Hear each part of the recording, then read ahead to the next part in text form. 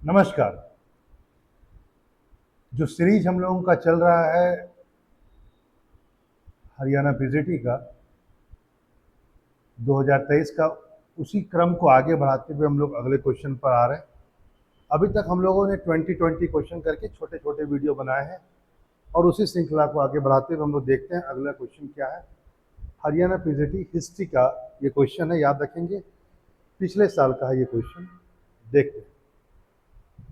Warren Hasting पर question है कि ऊंची बोली बोलने वालों को, ऊंची बोली लगाने वालों को राजस्व एकत्रित करने का अधिकार, एक प्रकार से कहा जाए नीलामी यानी ऑक्शन जो होता था, उसका प्रयोग वॉरेन हेस्टिंग ने किया। क्वेश्चन में ही एक उत्तर भी है, वह यह है कि ब्रिटिश काल में ऐसा किसने किया था नीलामी सिस्टम, तो वो वॉरेन हेस्टिंग ने किया। बोला जा रहा है कि यह किसके समान था, मतलब जो नीलामी की पद्धति लेकर के वो आए वो किसके समान था। Poligar system of Vijayanagar empire, या इक्ता सिस्टम ऑफ दिल्ली, जागीर सिस्टम ऑफ मुगल, इजारा सिस्टम ऑफ मुगल। ये तो याद रखें, ये सिस्टम जो था बेसिकली ये मुगलों का इजारदारी प्रणाली को कहा जाता था। मुगल भी ज़्यादा बोली लगाने वालों को लैंड रेवेन्यू कलेक्ट करने का अधिकार, भू राजस्व एकत्रित करने का अधिकार दे देते थे। इस पद्धति को इजारा प्रणाली कहा जाता था। ये बाद काल में हुआ है, पहले नहीं हुआ है। यानी ये नहीं कि मुगलों के आने के साथ ही हो गया, ये बहुत बाद में शुरू हुआ था ये प्रणाली, इजारदारी पद्धति। आगे अगले क्वेश्चन पर आते हैं। अगला क्वेश्चन है मिलान करना है, जरा देख लेते हैं क्या है, किसका मिलान करना है। इधर है कुछ संगठन है, कुछ ऑर्गेनाइजेशन, जैसे पूना सेवा सदन, सोशल सर्विस लीग, सेवा समिति boy scout association, servant of India society. तो देखते हैं हम लोग क्या कैसे कैसे हम लोग आगे बढ़ते हैं, जरा देख लेते हैं। पहला बात, पूना सेवा सदन जो है ये बेसिकली रमाबाई रानाडे ने किया था, यानी हो जाएगा ई। रमाबाई जो थी वह एमजी रानाडे यानी महागोविंद रानाडे की वाइफ है, बहुत बड़े समाज सुधारक महागोविंद रानाडे, उनकी वाइफ रमाबाई। इसकी स्थापना उन्होंने की थी 1909 में, याद रखेंगे, पूना में की गई थी, ध्यान रखेंगे, है ना, 1909। सोशल सर्विस लीग, ठीक है, सोशल सर्विस लीग, इसकी स्थापना किया गया था एनएम जोशी के द्वारा, नारायण मल्हार जोशी। एनएम जोशी जो हैं, ये यदि मैं कहूँ तो एक बहुत ही प्रमुख लेबर नेता के रूप में ये जाने जाते हैं, ट्रेड यूनियन नेता के रूप में इनकी पहचान बहुत ज्यादा है। माना जाता है 1925 से लेकर 1929, ध्यान रखेंगे, 1925 से लेकर 1929 तक यह एटक के, all India trade union congress, Akhil Bharatiya trade union Congress के ये अध्यक्ष भी रहे। आपको पता होगा कांग्रेस ने अखिल भारतीय ट्रेड यूनियन कांग्रेस की स्थापना कब की थी, 1920 में, बंबई में हुआ था पहला अधिवेशन। अध्यक्ष थे आपके वल्लभ भाई पटेल, आपको सब पता होगा, ठीक है। तो ये था पहला ये। और एनएम जोशी श्रमिक नेता हैं, ये भी 25 से 29 तक उसी संगठन के हेड रहे। आगे चल करके इनका मनमुटाव हो गया all India trade union Congress से, तो इन्होंने 1931 में एक नया संगठन बनाया, 1939 में, इनसे अलग होकर all India trade union federation, याद रखेंगे, all India trade union federation, NM Joshi. तो यहां पर मैंने और बातें की, ये भी ध्यान रखिएगा। Social service league NM Joshi के द्वारा बनाया गया था, इसको पहले आपको याद रखना है, ठीक है। 1911 में, डेट ध्यान में रखेंगे। आगे है सेवा समिति। सेवा समिति 1914 में स्टैब्लिश किया गया था, ध्यान में रखेंगे, 1914 में, हृदयनाथ कुंजरू के द्वारा, ठीक है, हृदयनाथ कुंजरू के द्वारा 1914 में स्टैब्लिश किया गया था। याद रखिए कुंजरू जो है यह इसी में एक ऑर्गेनाइजेशन में बता दूं, सर्वेंट ऑफ इंडिया सोसाइटी, जो गोखले का है, गोपाल कृष्ण गोखले, 1905 में स्टैब्लिश हुआ था। इसके ये हृदयनाथ कुंजरू जो थे सर्वेंट ऑफ इंडिया सोसाइटी के बहुत अच्छे मेंबर हैं, और मेंबर रहते हुए 1914 में इन्होंने सेवा समिति की भी स्थापना की। इसको भी आप ध्यान में रखेंगे। आगे है, लास्ट बच जाता है, आपको पता ही है, सेवा समिति बॉय स्काउट एसोसिएशन। ये हो जाएगा आपका श्री राम वाजपेयी, ठीक है, श्री राम वाजपेयी हो जाएगा। बंबई में स्टैब्लिश किया गया था 1917 में, याद रखेंगे, बंबई में 1917 में यह स्टैब्लिश किया गया, ठीक है। आगे यहां पर एक बात और ध्यान रखेंगे, जो सेवा समिति है हृदयनाथ कुंजरू का, इसकी स्थापना जो 1914 में हुई थी, यह इलाहाबाद में हुई। तो कुछ चीजों को आप ध्यान में रखेंगे। आगे चलिए, आगे देखते हैं।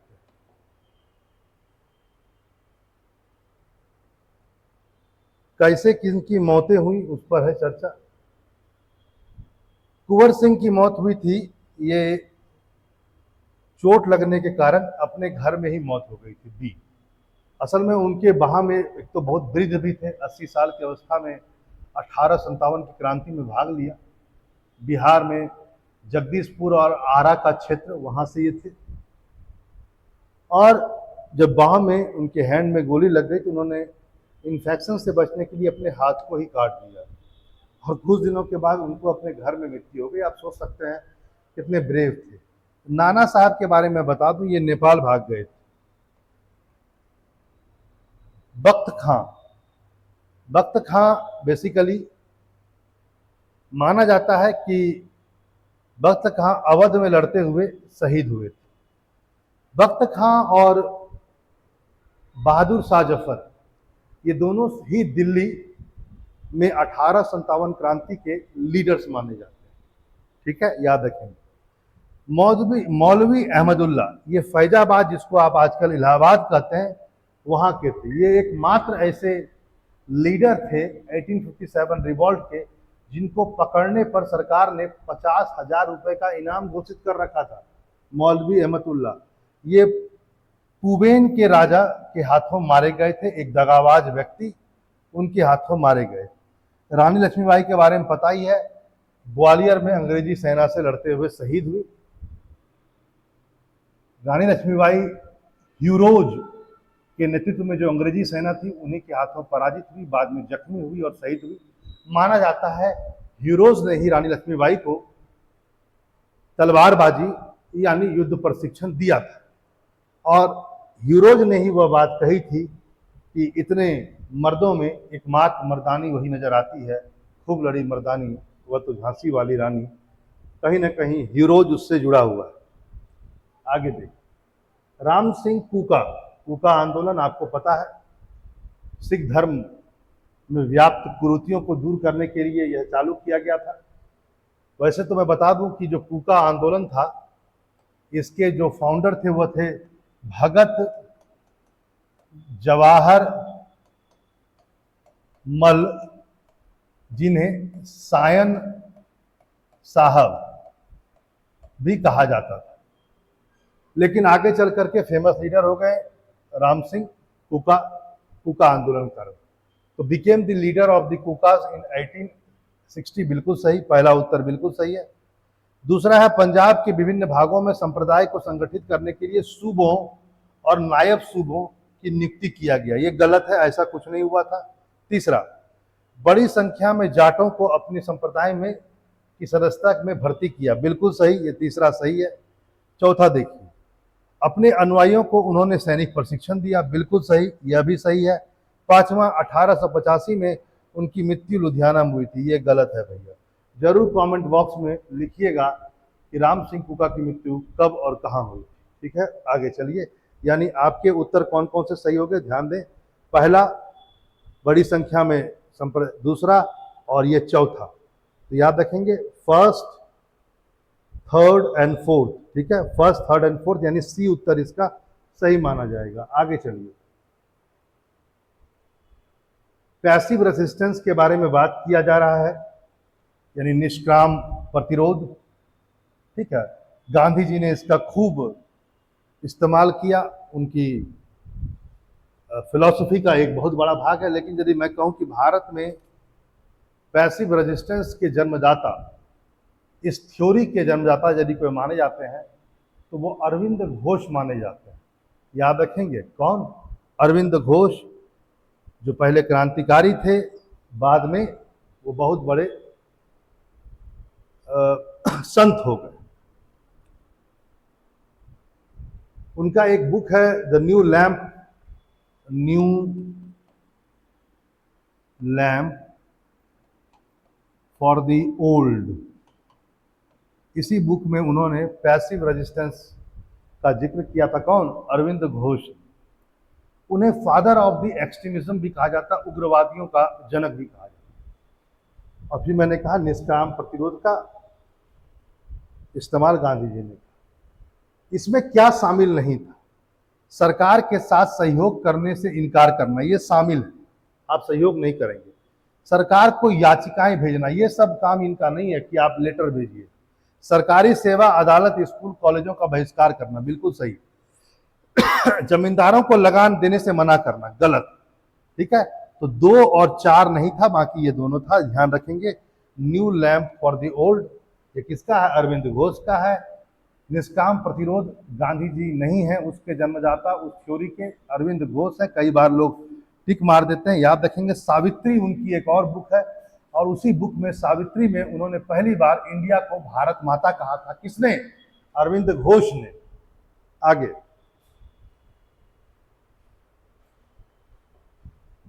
देखिए, गांधी जी की सत्याग्रह की तकनीक सत्य और अहिंसा का जुड़ाव की अवधारणा पर आधारित थी। बिल्कुल बात है, सत्य के लिए आग्रही है तो सत्य और अहिंसा। दूसरा कारण है, सत्याग्रह का शाब्दिक अर्थ है सत्य पर अटिक रहना।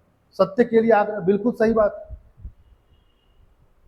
तो ये दोनों ही सही है, और ये पुष्टि भी करता है, तो ये सही होगा इसका उत्तर। यहां पर एक बात ध्यान रखेंगे, सत्याग्रह वह विचारधारा है जिसमें सत्याग्रही एकदम सत्य पर टिका रहा। सत्याग्रही विरोधी यानी अपोनेंट को मारता नहीं है, वह उसके हृदय को परिवर्तित करता है। सत्याग्रही स्वयं को पीड़ा देते हुए, स्वयं को कष्ट देते हुए दूसरे के हृदय को परिवर्तित कर देता है। यही होता है सत्याग्रह, और यही काम है सत्याग्रही का। आगे, मिश्रित अर्थव्यवस्था यानी कि मिक्स्ड इकोनॉमी पहली बार परिकल्पना किसमें आई थी? तो ये बंबई प्लान में आया था, 1944 का है बंबई प्लान। इसमें टाटा भी थे शामिल, बिरला, श्री राम,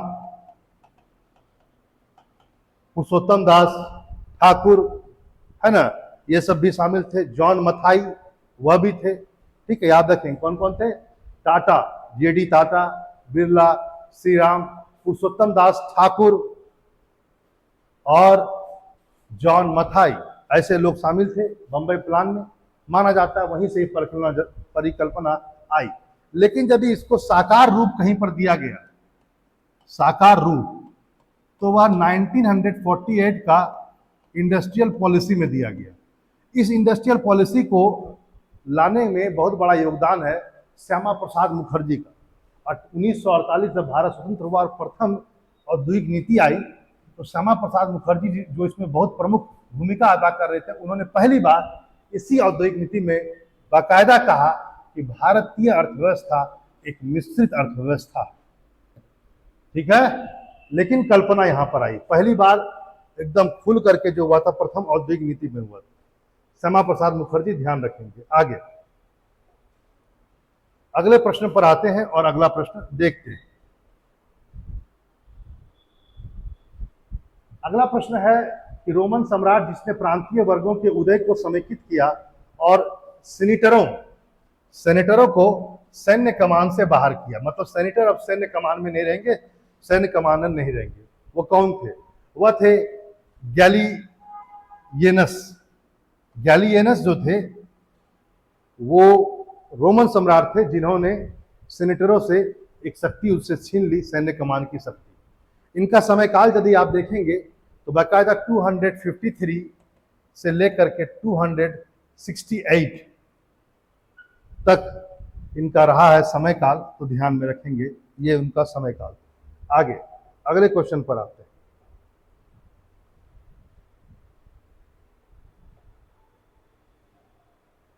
सुमेरियन लोग द्वारा विकसित लेखन का रूप क्या कहलाता था? तो यूनिफॉर्म कहलाता था। सुमेरिया के लोग यूनिफॉर्म कहते थे उनके लेखन को, जैसे कि हड़प्पाई लेखन को बॉस्टिफेंदम कहा जाता है, इनके लेखन को। देखिए एक बात जान लीजिए, यदि कोई आपसे क्वेश्चन पूछता है कि सबसे पहले लोग जिन्होंने लिपि को विकसित किया तो वो सुमेरियाई ही थे। सबसे पहले सुमेरिया लोगों ने ही स्क्रिप्ट को विकसित किया। उनके स्क्रिप्ट को यूनिफॉर्म कहा जाता है। और वो कैसे लिखते थे? Left to right. याद रखेंगे, लेफ्ट टू राइट, जैसे कि आप लिख रहे हैं इंग्लिश और हिंदी, वैसे ही वो लिखते थे, उर्दू की तरह नहीं, राइट टू लेफ्ट। आगे स्पार्टा और एथेंस जैसे शहर रोमन साम्राज्य यानी ग्रीक में थे। तो इसमें क्वेश्चन है कि स्पार्टा जो राज्य था वो किस पर बल देता था? याद रखिए वो पुष्ट और सैन्यवाद पर बल देता था, खूब एक्सरसाइज करवाता था। और फिल्म भी आई हुई है, आपको पता होगा, 300 स्पार्टन्स। तो ये लोग इस पर ज्यादा बल देते थे। आंसर आप समझ गए। अगला क्वेश्चन है कि घटनाओं का श्रृंखला को क्रम लगाइए। याद रखेंगे फारस का युद्ध कब हुआ है, पहले इसको देख लेते हैं। फारस का युद्ध हुआ है 400, यदि मैं आपसे कहूं कि 499 के आसपास बीसी में, आसपास 499 बीसी के आसपास यह शुरू हुआ था और लगभग यह 450 से भी ज्यादा समय बीसी तक चलेगा। फारस का युद्ध किसके किसके बीच हुआ था? फारस का युद्ध तो ये अखमेनियन साम्राज्य, अखमेनी साम्राज्य, जिसको अखमेनियन साम्राज्य कहा जाता है, अखमेनियन एम्पायर कहा जाता है, अखमनी साम्राज्य वर्सेस बेसिकली रोमन्स था। रोमन्स या मैं कहूं ग्रीक था, जिसमें स्पार्टा और एथेंस जैसे भी देश शामिल थे। ठीक है। और उस समय फारस के युद्ध में यदि मैं आप कहूं, अखमनी साम्राज्य का उस समय शासन था फारस के क्षेत्र में, राजा थे डेरियस। ठीक है, याद रखेंगे डेरियस द ग्रेट, उसने लीड किया था इसको। आगे देखिए पोलोपेनियस का युद्ध, पोलोपेनिसियन का युद्ध, ये बेसिकली स्पार्टा और एथेंस के बीच हुआ था। स्पार्टा और एथेंस ये दोनों ग्रीक के राज्य थे और इन दोनों के बीच में यह युद्ध हुआ था। ध्यान में रखेंगे, स्पार्टा और एथेंस के बीच में युद्ध हुआ था और यह बेसिकली माना जाता है 431 बीसी के आसपास यह शुरू हुआ था। तो वाजिब बात है ये ज्यादा पुराना हो जाएगा और यह उससे थोड़ा नया होगा।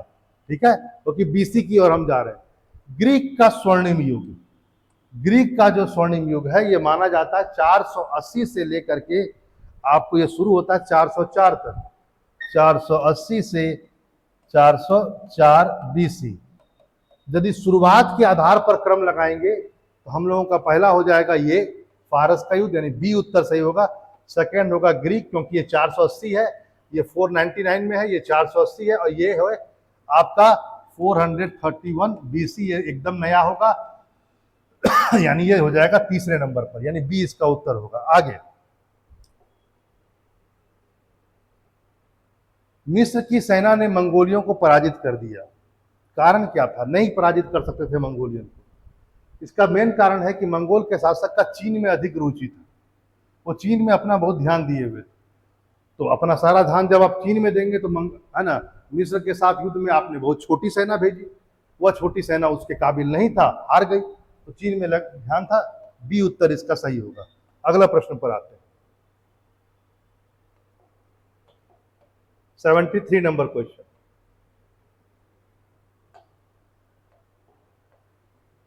चंगेज खां पर मंगोलिया और चीनी कथाओं का अनुवाद मंगोलों के गुप्त इतिहास के रूप में द्वारा किया गया था। क्या, कौन सा है, जरा बताइए किसने किया था? चंगेज खां पर मंगोलियाई और चीनी कथाओं का अनुवाद, मंगोलियाई पर भी और चीनी कथाओं में भी, जो चंगेज खां का जो कहानी है, चाहे मंगोलिया भाषा में हो या चीनी कथाओं में हो, उसका अनुवाद मंगोलों में से किसने गुप्त रूप में किया? यह है आपका क्वेश्चन। इसका उत्तर होगा लोगोई दी रेचविट्स। लोगोई द रेचविट्स ने किया था, इसको भी ध्यान में आप रखेंगे। चलिए आगे देखते हैं अगले प्रश्न पर।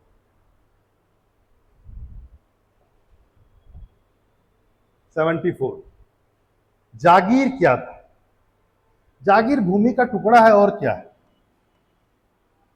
जागीर शब्द खूब चला मुगल काल में। जागीर को मनसब भी कहते थे और उसके होल्डर को मनसबदार। तो जागीर को मनसब भी कहा जाता था और उसके होल्डर को मनसबदार या जागीरदार। ठीक है, तो आप समझ सकते हैं मुगल काल में भूमि का टुकड़ा था। ठीक है, यहां पर ध्यान रखेंगे जो जागीरदार होता था वो उसका वंशानुगत नहीं है। यदि किसी जागीर का जो जागीरदार होगा यानी मनसब का मनसबदार जो होगा उसका उस भूमि पर अनुवांशिक हेरिडिटरी राइट नहीं था, न वहां से वहां का वह प्रशासनिक हेड था। ठीक है, न वो प्रशासन चलाता है न उसका अनुवांशिक वह हेड था। ध्यान रखेंगे, ट्रांसफरेबल था एक तरह से। आगे, मानववाद पर जोर कहां से आपको मिलता है? जरा देखा जाए तो पुनर्जागरण काल 14वीं शताब्दी के शुरुआत में इटली, यानी मैं कहूं कि मध्यकाल के अंत में और आधुनिक काल के शुरुआत में यूरोप में एक मन स्थिति में परिवर्तन की शुरुआत होती है। कहां से होती है? इटली से होती है और उसी को पुनर्जागरण कहा जाता है। मध्यकाल पूरा का पूरा यूरोप का जो मध्यकाल है उसको अंधकारमय माना गया है, क्योंकि लोग सुपरस्टिशियस हैं, अंधविश्वासी हैं, तर्क में विश्वास नहीं है, साइंटिफिक व्यू नहीं है, धर्म बहुत ज्यादा हावी है। लेकिन 14वीं शताब्दी के प्रारंभ में क्या हुआ? पुनर्जागरण शुरू होता है, इटली से होता है और इसका बहुत बड़ा जोर मानववाद पर है। मानव ही इसका केंद्र बिंदु था पुनर्जागरण का। ऐसा भी कहा गया है कि पुनर्जागरण ने एक और मानव की खोज की और दूसरी ओर विश्व की खोज की। ऐसे क्वेश्चन आपके आ सकते हैं और जब मेंस की तैयारी हम लोग करवाएंगे तो उस समय मैं ये सबको डिस्कस करूंगा। पुनर्जागरण माना जाता है कि वह बुक जहां से पुनर्जागरण की शुरुआत हुई, क्योंकि पुनर्जागरण तो कोई क्रांति नहीं है, एक ऐसा सोच, एक ऐसा विचार जो लोगों की मन स्थिति को बदल दे। लोग अंधविश्वास से बाहर निकले, धर्म के अंदर जो ज्यादा घुस गए हैं उससे बाहर निकले, तो व्यक्ति की गरिमा दोबारा स्थापित हो। तो मेंटेलिटी में चेंज था ना। तो पुनर्जागरण की शुरुआत इटली से हुई और एक पुस्तक है जहां से माना जाता है इसकी शुरुआत हुई। इटली का एक व्यक्ति है, एक राइटर है बहुत बड़ा, उसका नाम है दांते, और दांते की बुक थी डिवाइन कॉमेडी। डिवाइन कॉमेडी माना जाता है वहीं से यह शुरू हुआ। अगले प्रश्न पर आते हैं और जरा देखते हैं अगला प्रश्न। व्यापारिक अर्थव्यवस्था में व्यापार को कौन नियंत्रित और विनियमित करता है? अरे व्यापारिक अर्थव्यवस्था में जो मातृ देश होगा वही ना करेगा, यानी सरकार, मातृ देश। आगे चलिए अगले प्रश्न पर। द्वितीय विश्व युद्ध के बाद जापान पर मित्र राष्ट्रों की शक्ति कब तक कब्जा रहा? वाजिब बात है, द्वितीय विश्व युद्ध, जापान अलग जगह है, जापान सेंट्रल पावर में है, केंद्रीय शक्ति की तरफ था, जिसमें जर्मनी वगैरह है, इटली है, और दूसरी तरफ अमेरिका और ब्रिटेन वाला ग्रुप था जिसको मित्र राष्ट्र या एलाइड पावर कहते हैं। तो उस पर कब्जा, एलाइड पावर का कब्जा 1952 तक रहा जापान में। आगे आइए, जापान ने चाइना के कुछ क्षेत्रों पर कब्जा किया प्रथम विश्व युद्ध में, याद रखेंगे। तो जिस क्षेत्र पर कब्जा किया उस पर कौन सा यूरोपियन देश का पहले अधिकार था या उसका साम्राज्य था? प्रथम विश्व युद्ध के दौरान की बात है, जर्मनी का। ठीक है, याद रखेंगे जर्मनी उस समय सेंट्रल पावर में था, यानी इस ग्रुप में था, और जापान किस ग्रुप में था प्रथम विश्व युद्ध में? एलाइड पावर, यानी मित्र राष्ट्र की ओर था। जबकि सेकेंड वर्ल्ड वॉर में जापान कहां चला गया? यह चला गया सेंट्रल पावर की ओर, जिधर जर्मनी होगा। ठीक है, आगे चलिए अगले प्रश्न पर। किसने कम्युनिस्ट पार्टी ऑफ चाइना की स्थापना की थी? आपको पता होगा 1921 में स्टैब्लिश किया गया था और ये स्टैब्लिश किया गया था माओ जेदांग और जाओइन लाई के द्वारा किया गया था। याद रखेंगे इस बात को। आगे है ये जो क्वेश्चन है तिएनमेन एक चौक भी तो है ना, वो क्या नाम है चाइना में? जहाँ पर कत्लेआम मचाया गया था चाइना की सरकार के द्वारा 1989 तिनमियन चौक पर, याद है आपको, जहाँ पर बच्चे प्रोटेस्ट कर रहे थे, लोकतंत्र के समर्थक लोग, और चाइना ने उस पर टैंक, तोपे और बंदूकें से कत्लेआम मचा दिया। वो आज भी वह घटना मानने योग्य है। तो वही तेलमेन पूछा जा रहा है, उसको क्या क्या कहा जा सकता है? तो गेट ऑफ हेवन, पीस, स्वर्गीय शांति का द्वार, यह भी कहा जाता है। चलिए, आपने 80 क्वेश्चन हम लोगों ने कर लिया। आज हम लोग का 2023 का पूरा पीजीटी हिस्ट्री का सॉल्यूशन के साथ, विस्तृत सॉल्यूशन के साथ ये खत्म होता है। अगले वीडियो में हम लोग इससे पिछले जो आए हुए हैं उस पर चर्चा करें। फिर मिलते हैं नए वीडियो के साथ। नमस्कार।